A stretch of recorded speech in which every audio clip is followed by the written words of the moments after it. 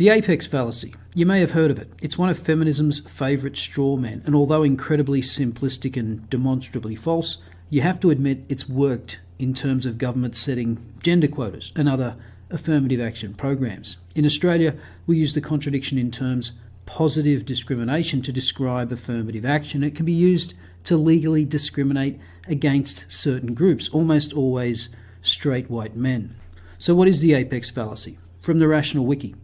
An apex fallacy occurs when someone evaluates a group based on the performance of best group members, not a representative sample of the group members.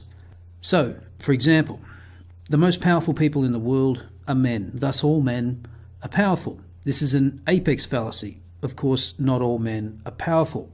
Basic logic. That's probably why it eludes most feminists. Yes, men make up more of the powerful and wealthy, but they also make up the majority of the homeless, the majority of the unemployed, etc. Still, this basic knowledge hasn't stopped Carolyn Ovington of The Australian from indulging in a little fallaciousness of her own. In her article titled, "Sorry Guys, Not Sorry," women just want the same breaks. So straight away the title implies that men are only where they are in the C-suite or in government because of special treatment. The fact is, women do get the same breaks, at least the women that work hard to put themselves in the positions to take advantage of such breaks, of which less do than men. But let's not mention that because it's inconvenient to the narrative. Do you feel sorry for straight white men? Not individually, but as a group. I know I don't. We are, I think, supposed to feel sorry for them because apparently they're under siege these days. So add to the mix a straw man argument. Speaking as a straight white male, I don't want anyone to feel sorry for me. I personally despise pity. I think most straight white men just want to be treated like everyone else in the spirit of the Aussie fair go. They don't want special treatment. That seems to be the purview of the minority fundamentalists and feminists. So perhaps there's a little projection here. And guess who from? From militant, PC-waving, fat activists, obviously. From lefty feminists and diversity-obsessed ideological hand-wringers.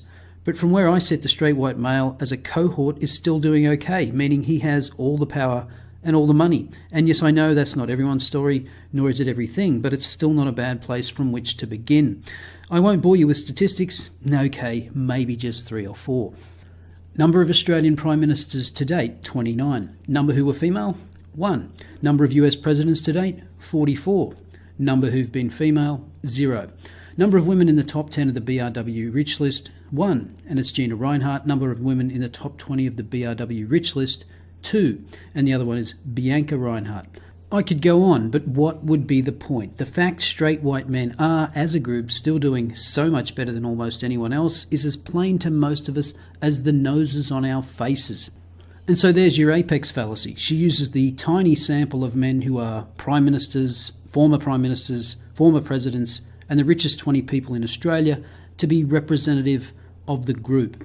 And this is so poorly argued. It's as though with every sentence she forgot what she wrote in the previous one. She has the self-awareness to note that, yes, I know that's not everyone's story, but then concludes after listing a tiny subset of males in politics and on the rich list, the fact that straight white men are, as a group, still doing so much better than anyone else.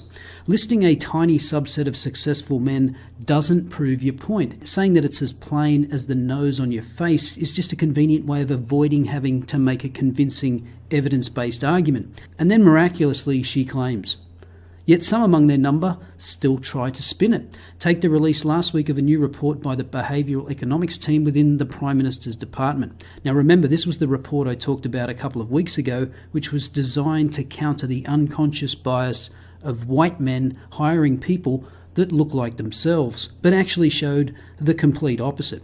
This group recently conducted an experiment involving a touch over 2,000 public servants. Each was asked to imagine themselves as a boss, preparing to recruit new staff. Each was also asked to consider a bunch of non-blind CVs, meaning they could see whether the job applicant was male or female, black or white, straight or gay. To everyone's amazement, the result was a complete reversal of what researchers normally find when they do this experiment. Instead of weeding out all the Indigenous men or the Muslim women, this group called them in for interviews.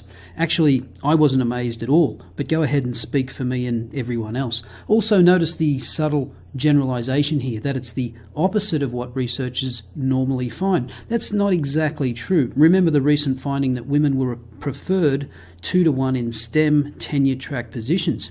And that's only one study, but the authors also, in an online supplement to the article, conducted audits in the real world. Quote, typically they show that women apply less often than men for professional jobs, but when they do apply, they are more likely to be interviewed and hired. For example, in one NRC study of tenure-track hiring during 2002 to 2004, 20% of applicants for mathematics professorships were women, but 32% of those offered the job were women. Similar pro-woman preferences in tenure-track hiring was found in all of the fields in which women were underrepresented in the academy: chemistry, physics, engineering, computer science, and mathematics. It is also found, albeit to a lesser extent, in biology and psychology, fields in which women are well represented. In our article, we described 8 large-scale audit studies, and they showed a pro-female hiring bias. None ever showed a pro-male bias. Since publishing our study, numerous correspondents shared with us additional audit studies from their own universities and national organisations, and all of these accord with a pro-female preference. Usually the preference is sizable. For example, in a national audit of US and Canadian computer science hiring conducted by the Computer Research Association, new women recipients of PhDs submitted far fewer job applications than men, but they received many more offers per application. Fewer new hires obtained 0.77 interviews per application versus 0.37 for men, and received 0.55 offers per application versus 0.19 for men. The idea that women or minorities are systematically discriminated against in hiring decisions is an artefact of history that people like Overington still cling to because it fits the women are oppressed narrative. Indeed, when the bosses in the experiment thought the applicant was an Indigenous woman, her chance of getting called in for an interview rose by a staggering 22%. Given that we live in the age of endless whining, these results, of course, have been taken in some quarters to mean that white men can't get a break in Canberra anymore. It's discrimination against white men in the public service. That's what it is. To which I say, ho, ho, ho. You'd need only to glance at the heads of departments in Canberra to know it's not true. Also, you'd have to suspect that the pro-female, pro-minority bias found in the experiment doesn't actually occur in real life, because if it did, we'd have far more female departmental heads and far more women in well-paid public service jobs. Now, I dealt with this in that video on unconscious bias, but why would women be underrepresented in management in comparison to the overall workforce? It must be unconscious bias, right? Although clearly we've already established that there's no problem in hiring women. So what could it be? Well, about 2 minutes of looking through the ABS stats might give you a clue, because you see, despite being 46.5% of the overall workforce, women only represent 36% of the full-time workforce, which of course is due to sexism and nothing to do with individual women opting for greater work-life balance than men, as every study on the subject shows. Now, we'll just ignore that and press on with our ideological crusade. See, innumerates like Overington think women should be equally represented even though they are less likely to work full-time, a requirement of senior positions. And I'd also like to see the number of women that apply for such positions. Are women applying in the same numbers as men? But of course, more women working part-time and not applying for positions will be the result of gender stereotypes or traditional gender roles or some other agency diminishing bullshit. But remember, I'm a strong, independent woman.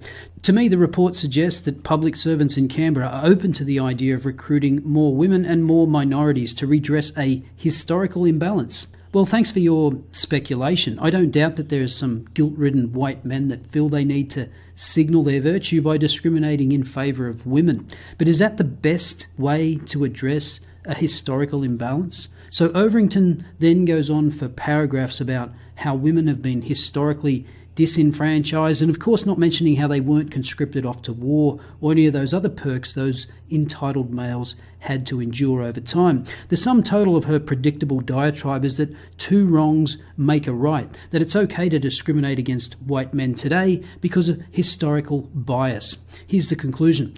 Most men also know, or should reasonably accept, that at least some of their own success is down to luck. Not everyone caught the same break they caught on the day they were born. So don't ask us to feel sorry for you fellas, we're just trying to catch up. Now, of course, some success and opportunities arise because of luck. Who would deny that? But Overington assumes that males born today are born with a break just because they're male. So Overington endorses, as does our government, of discriminating against young men and boys today, despite the fact that they have not been the beneficiaries of historical bias, and by favouring women and girls who've never been victims of historical bias. And that kind of petty, resentful reasoning exemplifies social justice as it's practiced today. So all you privileged straight white males, do you want people to feel sorry for you?